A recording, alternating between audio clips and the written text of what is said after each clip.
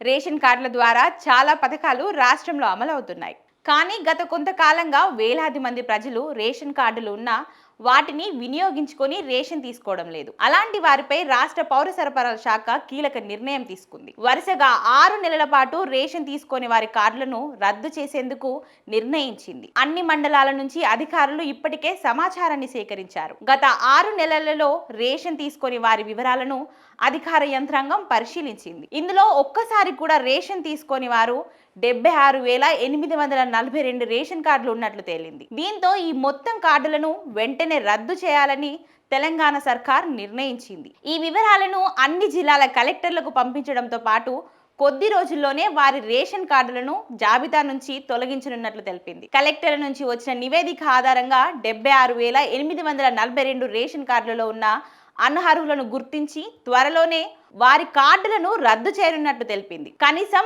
6 నెలలుగా రేషన్ తీసుకొని వారి జాబితాను కేంద్ర సర్కార్ ఇటీవలే రాష్ట్రానికి పంపింది. ఈ క్రమంలోనే ఆ జాబితాను అన్ని జిల్లాల కలెక్టర్లకు పంపించి క్షేత్రస్థాయిలో విచారణ చేయించింది. ఈ విచారణలో 76,842 రేషన్ కార్డులు అనర్హమైనవిగా తేల్చారు. కొందరు లబ్ధిదారులు మరణించిన వివరాలు అప్డేట్ కాలేదు. మరికొద్ది మంది ఆధారాలు వివరాలు తప్పుగా ఉన్నాయని అధికారులు పేర్కొన్నారు. మరికొందరు ఈ కేవైసీ పూర్తి చేయలేదు. త్వరలోనే అనర్హుల రేషన్ కార్డులను తొలగించనున్నట్లు తెలిపింది. రద్దయ్యే రేషన్ కార్డులను అధికంగా హైదరాబాద్, రంగారెడ్డి, నల్గొండ, మేడ్చల్ జిల్లాలో ఉన్నారని కేంద్ర సర్కార్ పంపిన జాబితా ఆధారంగా తెలిసింది.